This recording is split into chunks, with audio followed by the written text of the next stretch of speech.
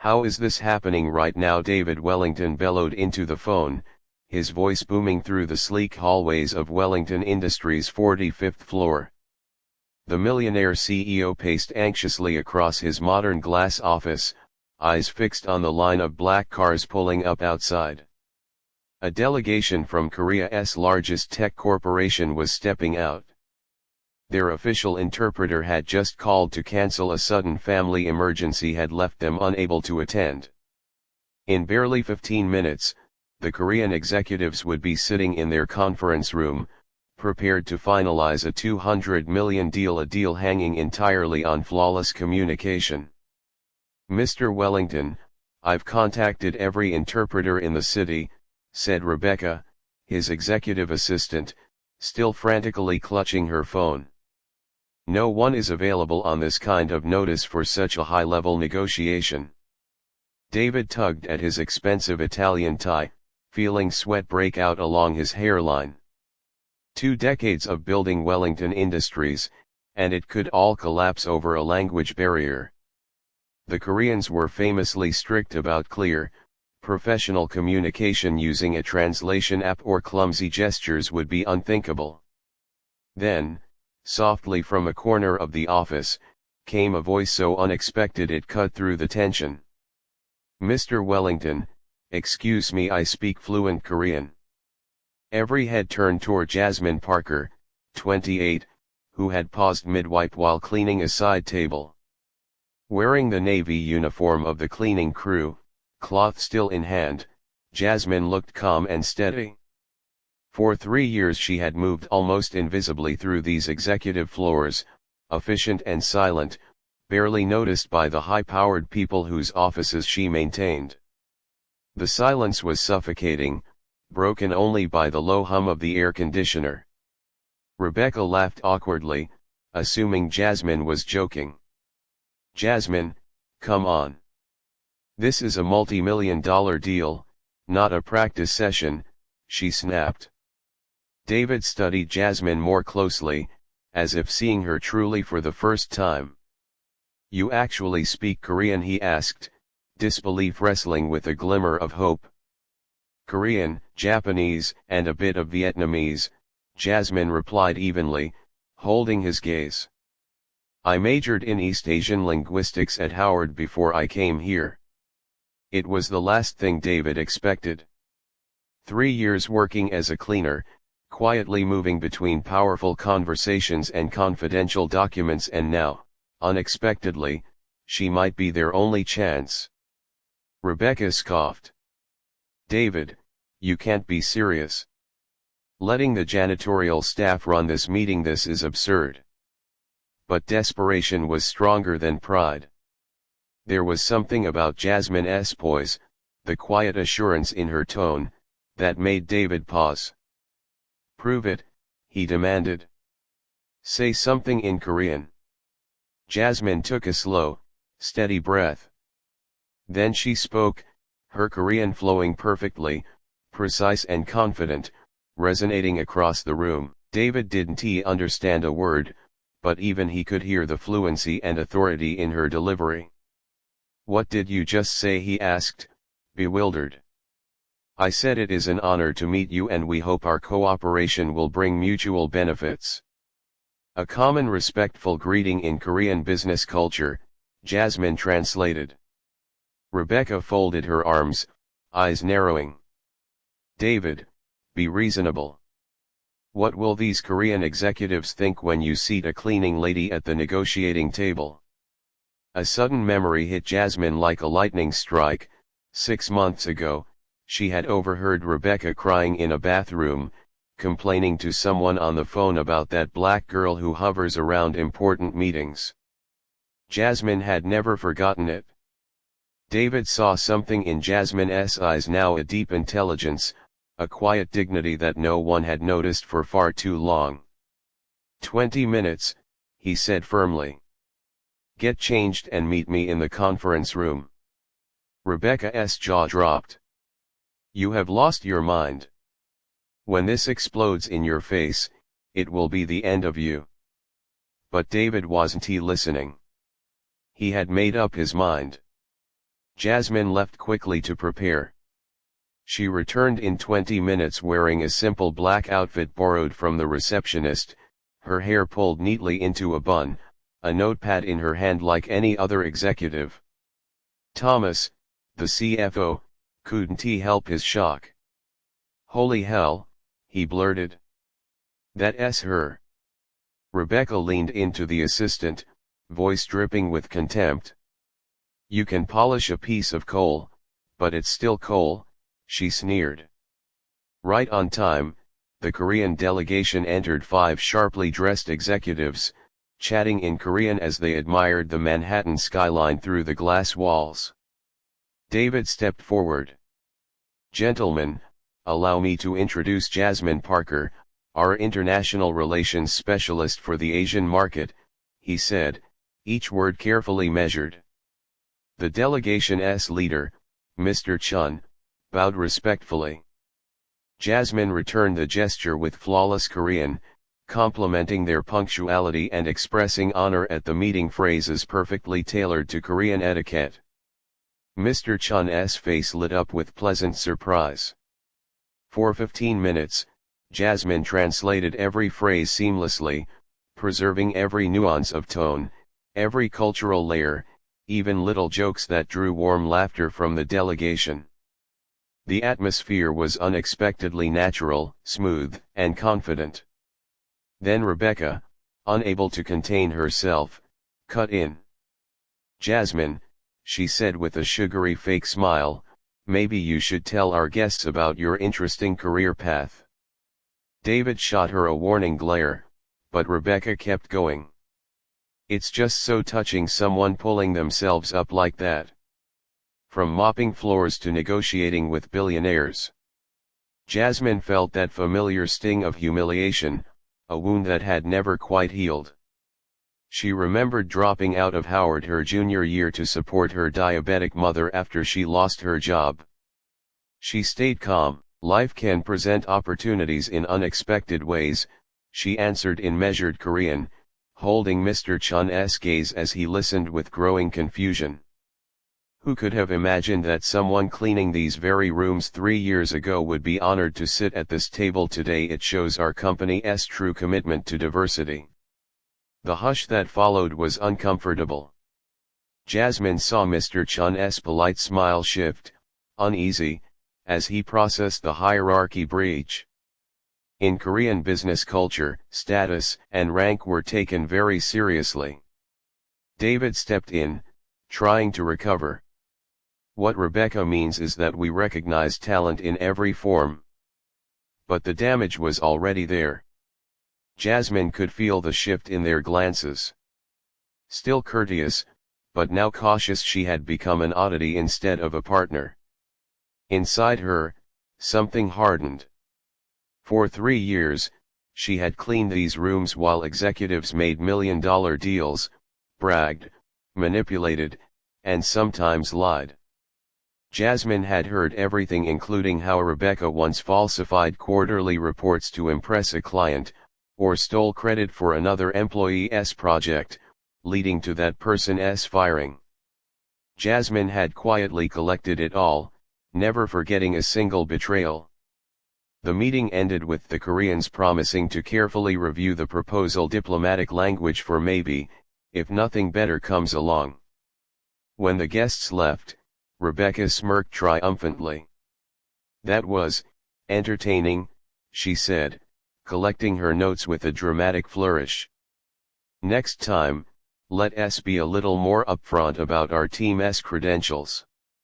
David was ready to explode, but Jasmine stood first, her voice calm yet edged with new strength. "Rebecca," she began, her tone deceptively soft, "Mr. Chun shared something interesting before he left." Rebecca raised a brow. "Oh, and what was that?" "He said he was impressed with my fluency." Jasmine paused, letting the moment settle, but confused by the hierarchy on display during the meeting. Jasmine let her final words sink in like a quiet storm.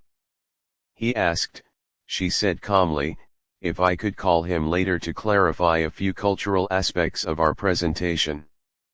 Rebecca's lips tightened. Cultural aspects like what? Jasmine's voice was measured, steady.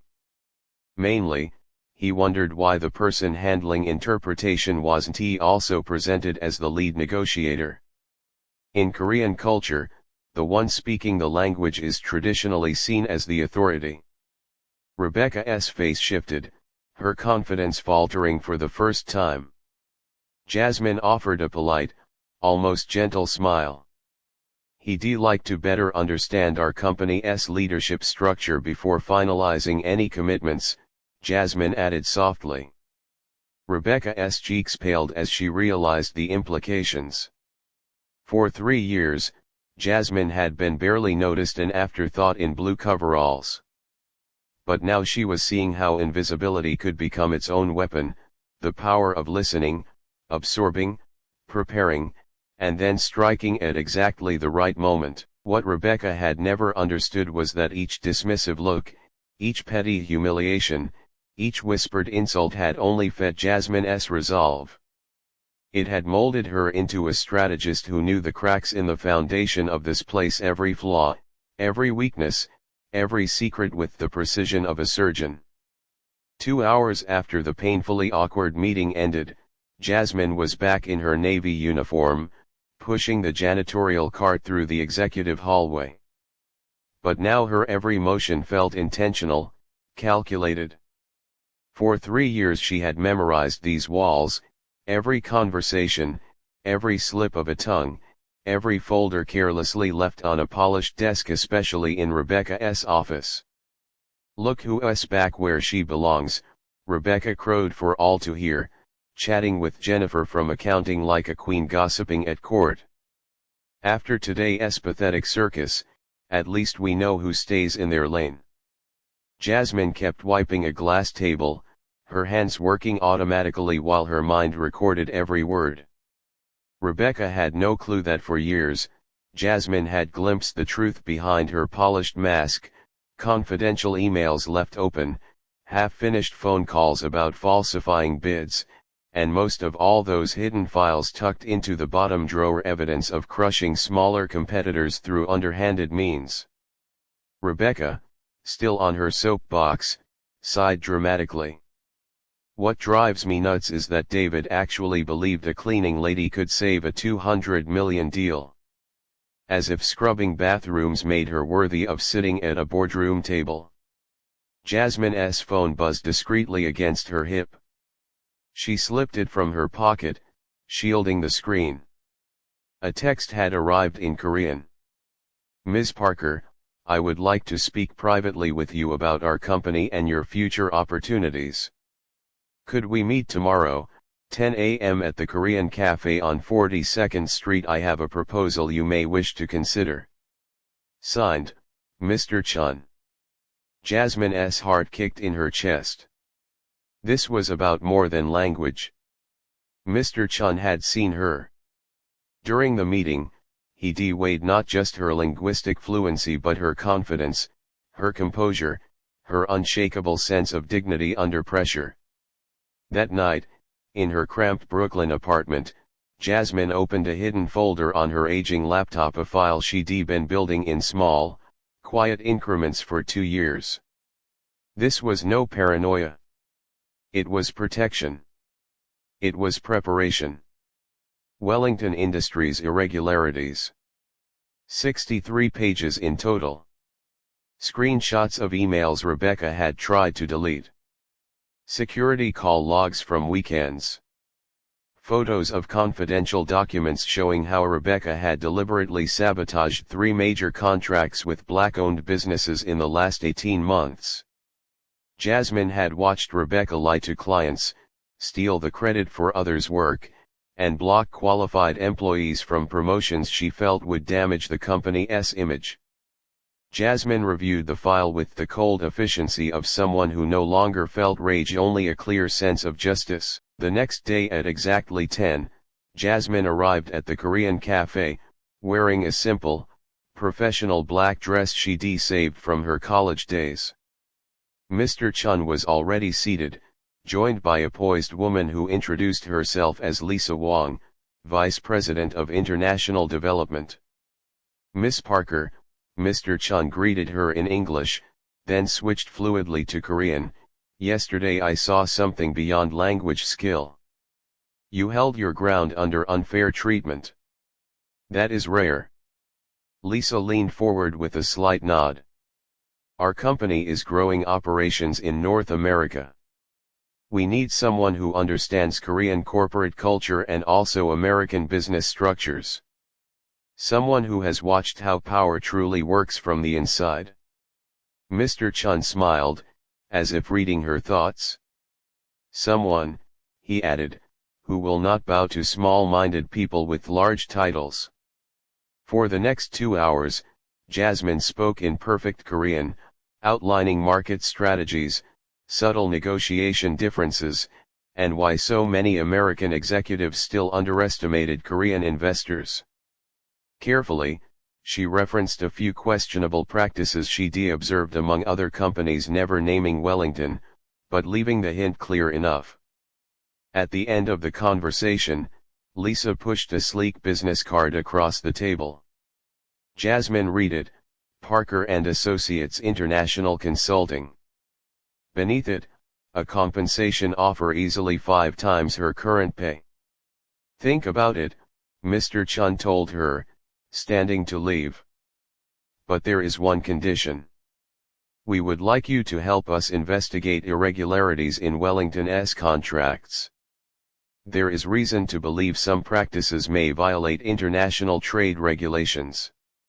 Jasmine's breath caught, but she kept her hands steady. For 3 years, she realized, they thought I was furniture. Now, 2 of the most respected business leaders in Korea were offering her not just a job, but a partnership. There is an emergency meeting at Wellington tomorrow, Lisa added quietly. The Korean delegation has filed a formal complaint. You may wish to attend. That night, back in her apartment, Jasmine picked up the phone to call her mother. Mom, remember when you used to say that patience is a wise woman's strongest weapon? Her mother laughed on the other end, familiar and warm. Of course, baby. Why? I think, Jasmine said, looking out at the glittering Manhattan skyline, I finally understand what you meant. She ended the call and stood at her window, heart pounding in a calm, deliberate rhythm. Tomorrow, Wellington Industries, and especially Rebecca, would learn the hard way what 3 years of silence could create. Not a resentful employee. A strategist. One who knew every flaw in the company's foundation, every lie, every secret, every careless betrayal. And unlike those executives who believed that status was everything, Jasmine knew the deepest truth: real power belongs to the one who watches, waits, and moves at precisely the right moment. When her opponents least expected it, Jasmine was ready. The next morning, tension thickened the air in the executive boardroom of Wellington Industries. David had called an emergency meeting with the full board after receiving a formal report from the Korean delegation about alarming contract irregularities that could trigger a federal investigation. Rebecca strode in confidently, her bright red power suit and clicking heels radiating a forced authority. She had spent half the night preparing her defense, convinced she could blame the entire fiasco on the incompetent cleaning lady David had foolishly put in charge of translation. Well, she began with a rehearsed sigh, addressing the 7 board members, I assume we're here to dissect yesterday's disaster. As I warned, trusting an unqualified employee with a negotiation of this scale was reckless and has now endangered a $200 million agreement. Just then, the conference room door opened. Jasmine stepped inside, dressed in a perfectly tailored gray suit, not borrowed, but newly purchased with the advance the Korean company had given her the night before. Her leather briefcase and poised steps announced a different woman from the one they thought they knew. Apologies for being late, Jasmine said evenly, taking the chair beside David. I was preparing some critical information for this meeting. Rebecca's jaw tightened, her voice acid. With all due respect, David, I don't understand why she's here. This is a senior executive session. She's here, David said coldly, because the Korean delegation specifically requested her presence to clarify the allegations they have raised. Jasmine calmly opened her laptop and connected it to the projector, every movement deliberate. Yesterday, Mr. Chun approached me with concerns about Wellington's contracting practices, she began, her voice steady. They discovered evidence of bid manipulation and sabotage of rival companies. Rebecca erupted. That's absurd. What kind of evidence could a cleaning woman possibly have about executive business? Jasmine's smile was serene and lethal. The kind of evidence you collect when you're invisible for 3 years, and people speak freely in front of you as if you don't even exist. A flicker of genuine fear crossed Rebecca's face. Jasmine projected the first document, an internal email from Rebecca to a client, dated 6 months ago. This email, Jasmine explained evenly, sent to Mills Corporation, includes confidential information about the pricing proposals from Johnson Company, one of our competitors at the time. The boardroom fell silent. Rebecca tried to interrupt, but Jasmine was unstoppable. Next, she continued, we have records showing that Ms. Rebecca here inflated budgets for projects led by Black and Latino employees. The purpose was to force cancellations she could then blame on their supposed incompetence. The screen displayed altered spreadsheets, internal exchanges, and even security audio. Jasmine had methodically gathered every piece of evidence during her time in the shadows. Rebecca jumped up, shouting, "This is a setup. She's manufacturing lies to get back at me for exposing her." Jasmine did not flinch. "Mr. David," she said evenly, "the next recording is from our own security system, taken 8 months ago." Rebecca's voice filled the speakers, "We can't allow these kinds of people to think they belong in our executive meetings. It's about preserving the proper standards in this company." Rebecca's face drained of color. She instantly recognized those words, a private conversation with Thomas she never imagined would resurface. "And here," Jasmine added, playing another clip, "is Rebecca instructing the receptionist just 2 weeks ago to quietly remove resumes with names that sounded too ethnic." One of the senior directors, Mr. Johnson, a respected black executive with 15 years at Wellington, leaned forward, glaring. "Rebecca," he asked, voice low and deadly, "is that true?" Rebecca sputtered, sweat shining on her forehead. "You don't understand. There was enormous pressure to protect our standards."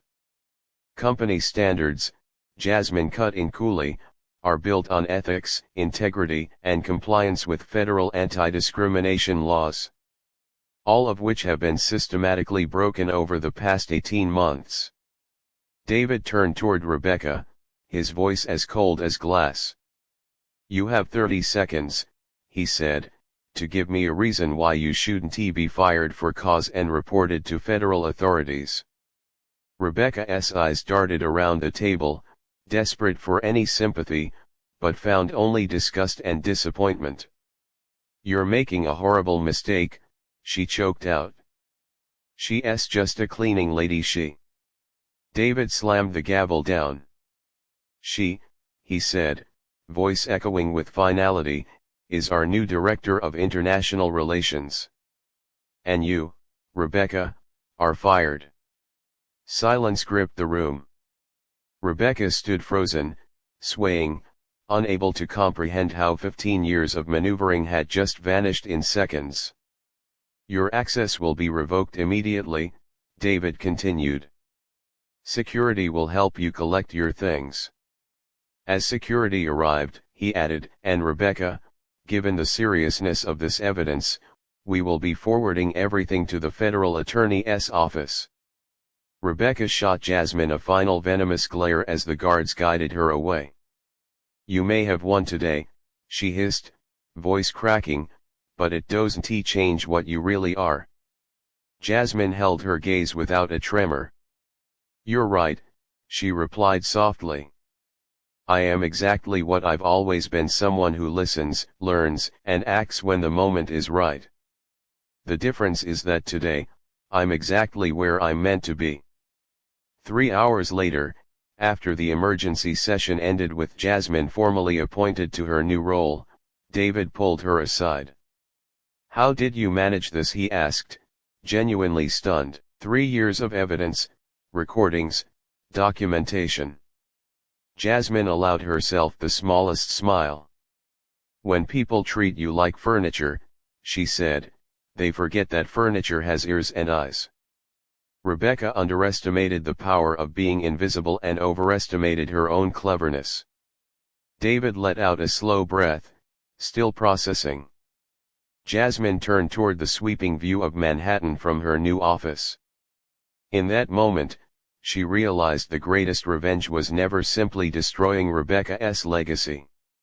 It was creating something better, stronger, and more enduring than Rebecca could have ever dreamed of. 6 months later, Jasmine Parker sat at her desk on the 38th floor, reviewing contract after contract in Korean, Japanese, and English.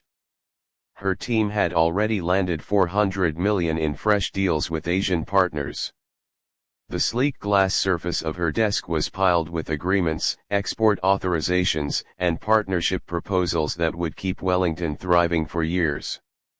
She paused, looking out through the floor-to-ceiling windows as sunlight glinted off the Manhattan skyline. Jasmine smiled, thinking of all she had survived and all she had yet to accomplish. This time, there would be no one to silence her. This time, her name would stay signed, bold and unerasable, on every deal that crossed this table. "Jasmine, the South Korean delegation has arrived," Jennifer announced with professional enthusiasm. Jennifer now worked as Jasmine's personal assistant, a testament to how quickly things had changed. "They're eager to meet the woman who tripled our business in Asia in only 6 months." Through the glass window of her spacious office, Jasmine took in the view of Manhattan, a city she once walked through as nearly invisible, pushing a cleaning cart. Today, as Wellington Industries Director of International Relations, she was counted among the most respected executives in the city.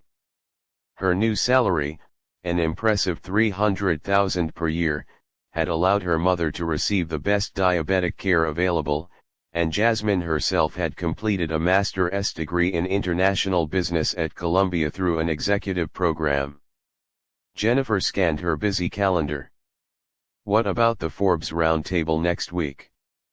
"Confirmed," Jasmine replied smoothly, adjusting the deep navy blazer she had chosen not because she had to, but because she wanted to. Forbes was interviewing her for a feature on the nation's most influential young female executives. Across town, in a cramped rental apartment in Queens, Rebecca sat slumped at a small kitchen table stacked with medical bills and rejection letters. Evicted from her former luxurious Manhattan condo, she was living a far different life now.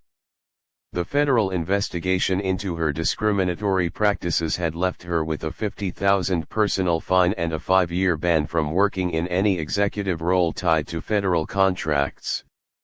Every major business publication had exposed her toxic leadership, making her virtually unemployable. That morning, Rebecca had seen Jasmine's photograph splashed across the cover of Businessweek, Jasmine smiling confidently next to Korean executives under a headline reading, "The Translator Who Revolutionized International Business." The irony landed like a punch to Rebecca's gut. Back at Wellington, David had called a celebratory board meeting to report the company's record-breaking results. "Jasmine Parker didn't just save our Korean deal," David told the board with visible pride. "She opened doors we never dreamed we could walk through. Mr. Johnson, the same black director who had witnessed Rebecca's downfall, stood up to address the room. "In over 40 years in corporate America," he said, voice steady with emotion, "I have rarely seen a transformation as extraordinary as the one Jasmine has brought to this company. She has proven that real talent has no color, no class, and no place for prejudice." A wave of applause rose through the boardroom, while Jasmine, always composed, remained quietly in her seat, remembering how only 7 months before, she had been wiping down that same conference table. That night, in her newly renovated Upper East Side apartment, Jasmine picked up a call from her mother. "Baby, I saw your interview on television today," her mother said warmly.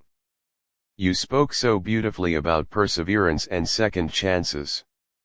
Jasmine smiled. "I learned from the best," she replied. "You always told me that people might try to diminish us, but they can never diminish what we know and what we're capable of doing." During that interview, Jasmine had been asked if she still held resentment toward Rebecca. Her answer had been calm, poised, and honest. "Rebecca gave me the greatest gift of all. She showed me exactly who I never wanted to become. Her arrogance taught me that true power comes not from stepping on others, but from lifting them up." 3 weeks later, Jasmine found herself on stage at Howard University, her alma mater, announcing a new scholarship she had funded personally for students forced to pause their education due to family or financial emergencies.